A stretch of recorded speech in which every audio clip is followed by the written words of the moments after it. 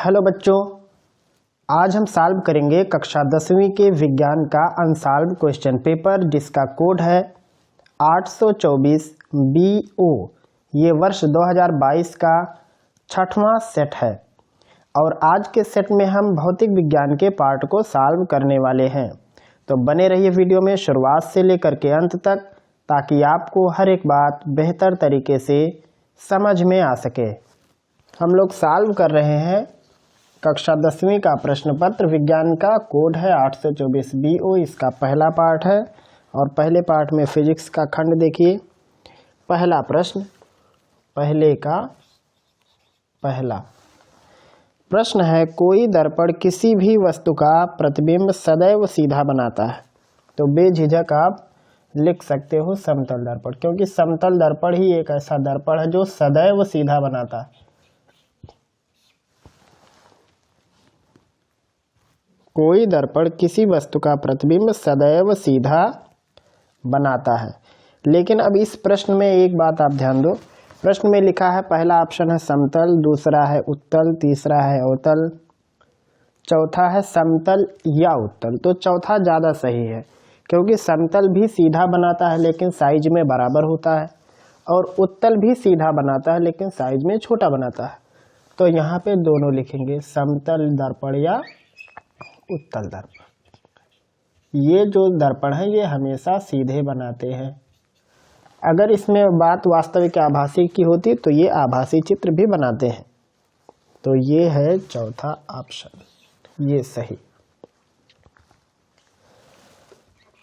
पहले का दूसरा प्रश्न ये है, सामान्य आंख के लिए दूर बिंदु होता है। तो दूर बिंदु हमेशा अनंत पर होता है। दूर बिंदु मतलब कहाँ तक देख सकते हैं, तो ये रहेगा अनंत पर। पहले का तीसरा देखो। पहले का तीसरा प्रश्न है, किसी चालक में 2 एम्पीयर की धारा प्रवाहित हो रही है, 2 सेकंड में कितना आवेश जाएगा। क्यों निकालना इसमें, तो क्यों माने होता है IT 2 एम्पीयर है और 2 सेकंड है, तो आएगा 4 कूलाम। ये ऑप्शन दिया पहला 4 कूलाम, 1 कूलाम, 6 कूलाम, 8 कूलाम। तो ये पहला ऑप्शन करेक्ट है। अगला प्रश्न है, प्रेरित विद्युत धारा की दिशा ज्ञात करने का नियम। तो हमेशा जब धारा बनती हो तो फ्लेमिंग का राइट हैंड नियम यूज करना, जब धारा का यूज किया जाता हो तो लेफ्ट हैंड नियम यूज करना। तो इसमें 4 ऑप्शन है। पहला फ्लेमिंग के दाएं हाथ का नियम, तो यही सही रहेगा। पहले के चौथे का पहला, फ्लेमिंग के दाएं हाथ के नियम से प्रेरित धारा की दिशा दाएं हाथ के नियम से ही ज्ञात की जाती है। तो यहाँ पे समाप्त होता है क्वेश्चन नंबर 1 का चारों ऑप्शनल पार्ट। अब देखते हैं क्वेश्चन नंबर 2। इसका पहला प्रश्न है, ओम का नियम लिखिए। तो ओम का नियम है, पहले तो फार्मूला लिख के हम आपको समझा देते हैं। फार्मूला होता है V = I/R या R इक्वल होगा V/I। मतलब क्या हुआ कि किसी भी चालक तार के सिरों के बीच विभवांतर और उसमें प्रवाहित धारा का अनुपात सदैव एक स्थिरांक होता है जिसे उस तार का प्रतिरोध कहते हैं। ये कंडीशन तभी लागू होगा जब भौतिक अवस्थाएं परिवर्तित ना हो। ये नहीं कि वायर का टेम्परेचर बढ़ाने लगो, ऐसा नहीं करना है। यदि भौतिक अवस्थाएं निश्चित हैं या नहीं बदल रही हैं तो V और I का अनुपात स्थिर होता है। तो यहाँ पे लिखेंगे, यदि भौतिक परिवर्तन ना हो,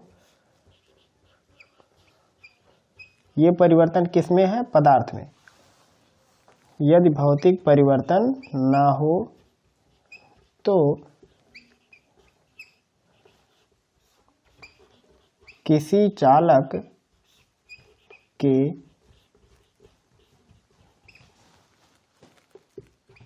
सिरों के बीच विभवांतर, सिरों के बीच विभवांतर कामा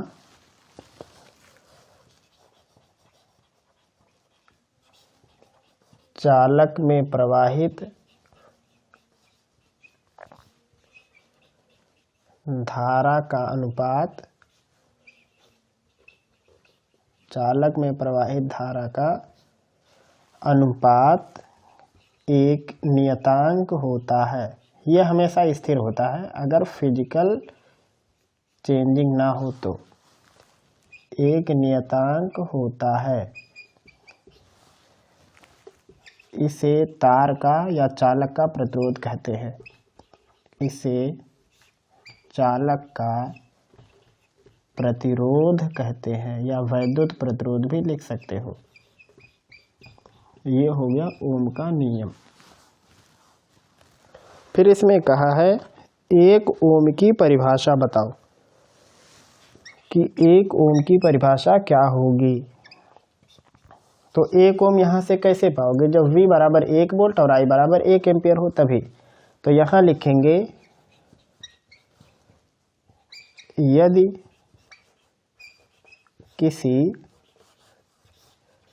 यदि किसी चालक के सिरों पर 1 वोल्ट विभवांतर स्थापित करने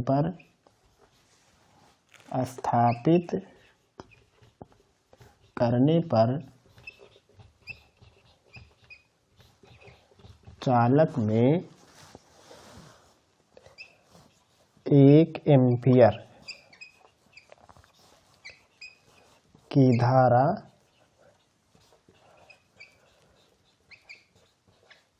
प्रवाहित हो तो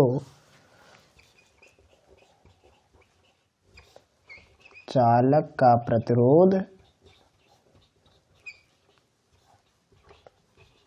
1 ओम होगा या होता है। ये हुआ 1 ओम का परिभाषा। तो ये है क्वेश्चन नंबर 2 का फर्स्ट।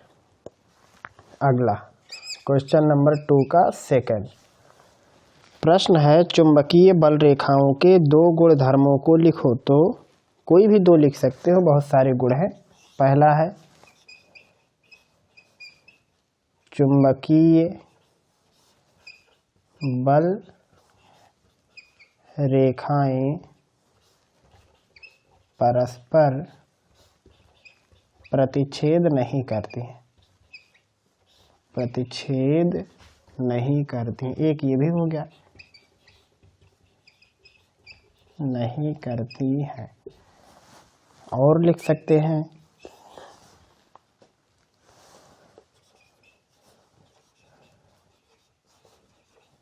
चुंबकीय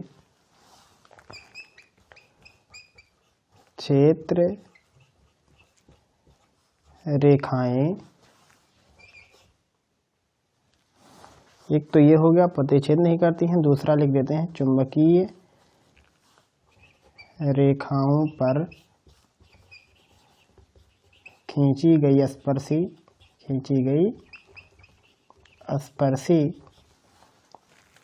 की दिशा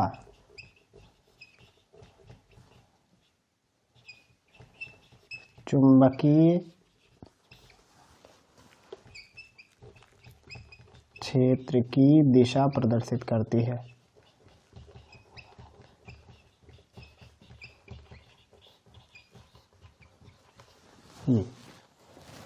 चुंबकीय क्षेत्र रेखाओं पर खींची गई स्पर्शी की दिशा चुंबकीय क्षेत्र की दिशा प्रदर्शित करती है। और भी नियम है।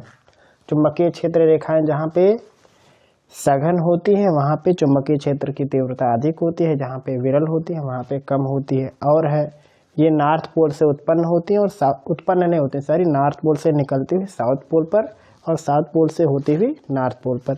ये एक बंद लूप का निर्माण करती है। चुंबकीय बल रेखाएं या चुंबकीय क्षेत्र रेखाएं ये बंद लूप का निर्माण करती है, मतलब ये खुलती नहीं है। ऐसे ना जाने कितना आप कर सकते हो, लेकिन इसमें केवल 2 लिखना था। अगला प्रश्न देखो, दूसरे का तीसरा, फिर एक साथ छापना इन्हें। प्रश्न है 16 सेंटीमीटर फोकस दूरी के अवतल दर्पण। तो दर्पण अवतल है इसलिए फोकस दूरी माइनस में रहेगा।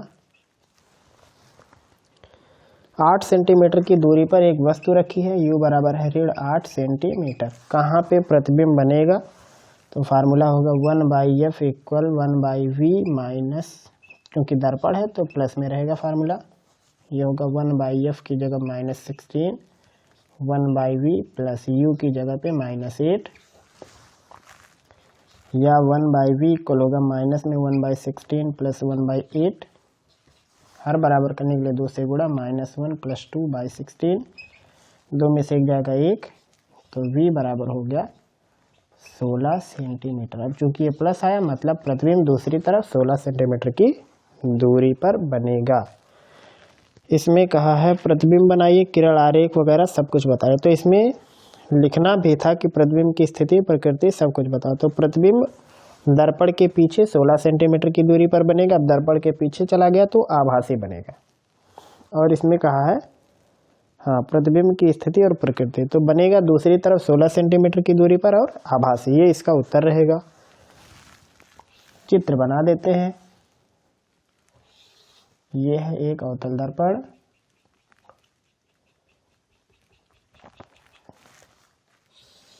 ये उसका पोल, इस तरफ 8 सेंटीमीटर की दूरी पर वस्तु और इसकी ये फोकस है 16 सेंटीमीटर का। यहाँ पे वस्तु है। चित्र कैसे बनाते हैं, सबसे पहले एक समांतर रेखा खींच दो, ये वाली, ये परावर्तित होकर फोकस से जाती हुई दिखती है,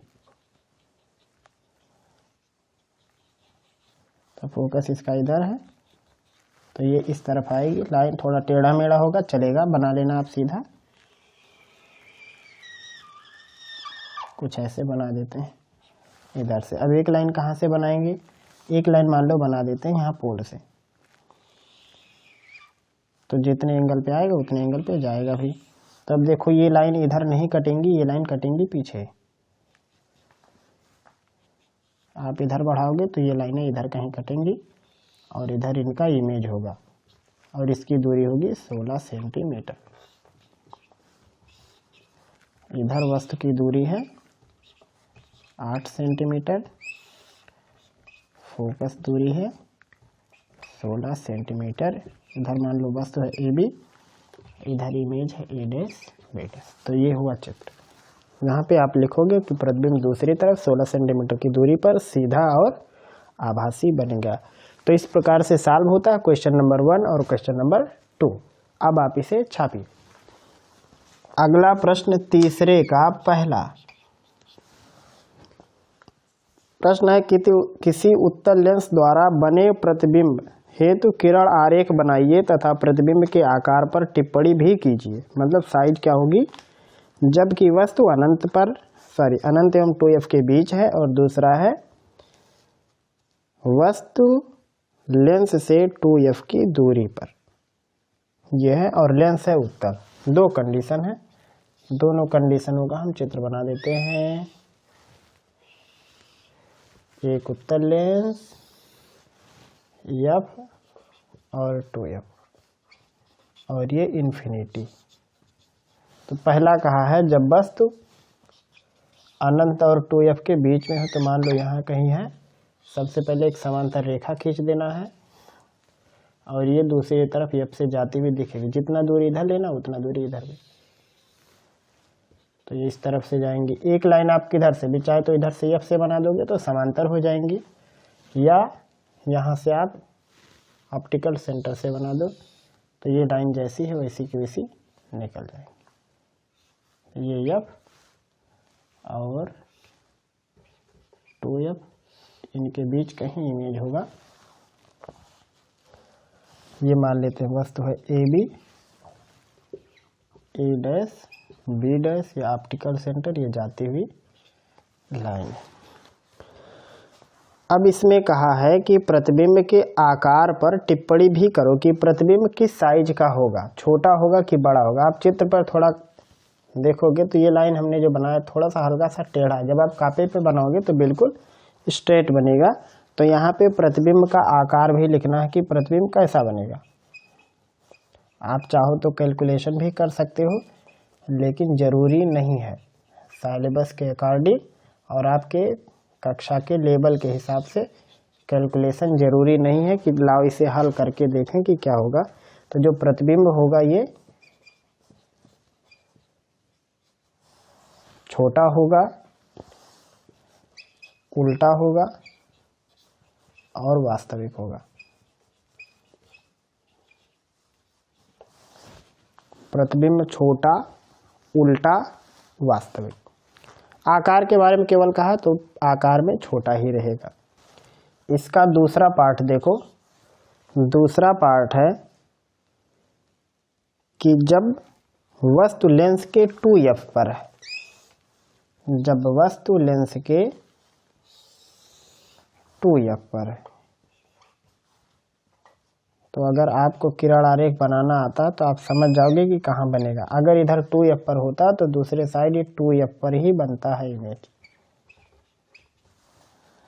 कैसे बनाना है, सबसे पहले इधर से जाएगा, इसको फोकस दूरी से जाता हुआ दिखा देना एक ऑप्टिकल सेंटर से, ये वहीं जाके बनेगा और सेम साइज का बनता है। लाइन थोड़ा टेढ़ा मेढ़ा चलेगा, आप पटरी से बनाओगे बिल्कुल सीधा बनेगा।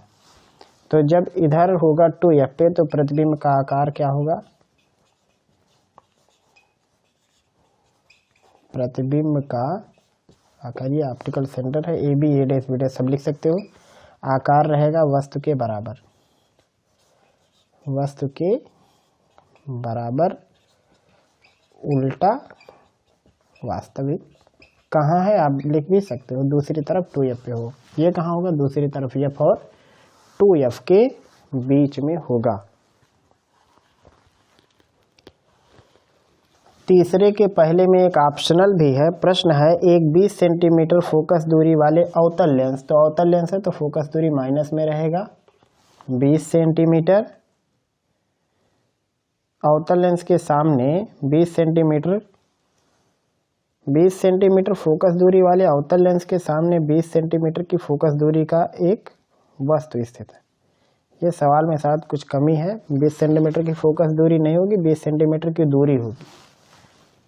हो सकता है लिखने में कुछ गड़बड़ी हो गई हो। वस्तु की स्थिति तथा प्रकृति किरण आरेख बनाकर दिखाई। तो सबसे पहले इसे हल कर देते हैं।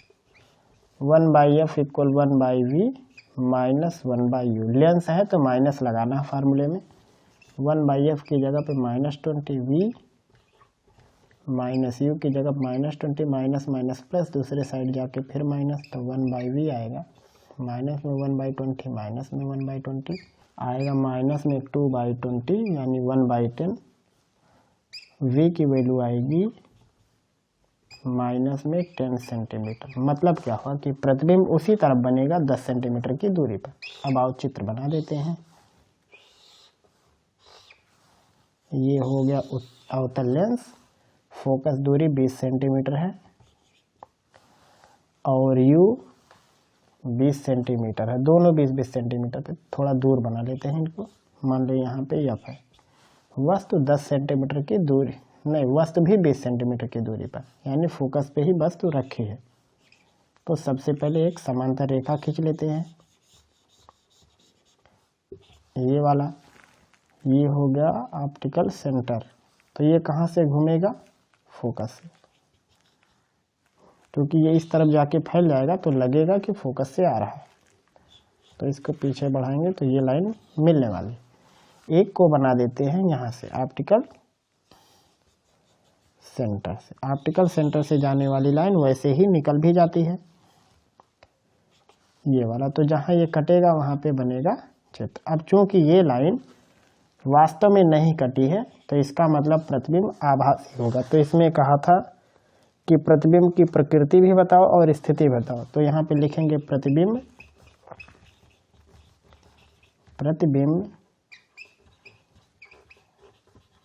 लेंस के सामने 10 सेंटीमीटर की दूरी पर आभासी और सीधा बनेगा।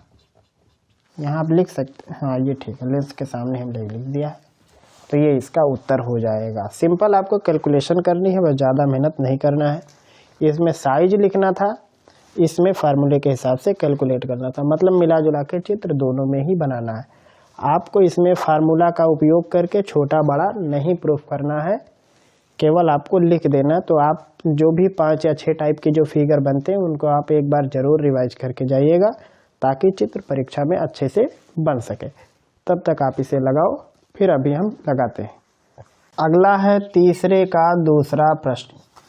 प्रश्न है किसी चालक का प्रतिरोध किन कारकों पर निर्भर करता है। तो अभी इससे पहले का 5वां सेट भी यही था कि किस पर निर्भर करता है, चालक की लंबाई पर, अनुप्रस्थ क्षेत्रफल पर और ताप पर। समांतर क्रम में जुड़े 3 प्रतिरोधों R1, R2 और R3 का तुल्य प्रतिरोध ज्ञात करो। तो हम इसे नहीं लगाएंगे क्योंकि हमने इसको सेट 1 में सॉल्व कर दिया है, आप वहां जाके देख सकते हैं। सेट 1 2022 824 कोड है। अब बाकी ये प्रश्न पत्र मेरे ख्याल से BJ होगा, तो आप वहां पे जाके इसको देख सकते हैं। इसका ऑप्शनल क्या है,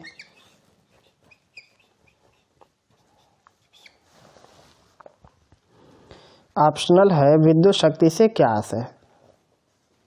विद्युत शक्ति से क्या आस है, तो सिंपल आप फार्मूला लिख सकते हो। P बराबर VI अगर होता है तो लिखोगे किसी चालक के सिरों का विभवांतर और उसमें बहने वाली धारा के गुणनफल को विद्युत शक्ति कहते हैं। किसी चालक के सिरों का विभवांतर और उसमें बहने वाली विद्युत धारा के गुणनफल को शक्ति कहते हैं या विद्युत शक्ति कहते हैं। 200 वाट का एक हीटर है और 250 वोल्ट के मेन से जुड़ा है, उसमें निकलना हीटर में प्रवाहित धारा। एक में धारा वगैरह सब कुछ निकालता है। तो एक सवाल में दिया है P की वैल्यू 200 वाट और वोल्टेज दिया है 250 वोल्ट, निकालना है I। ये पहला खंड है। I बराबर होगा यहाँ से P/V होगा 200/250, 0 से 0 कट जाएगा तो आएगा 20/25, काटेंगे तो 5 चौक को 20, 5 बचे 25, 5 घंटे 40।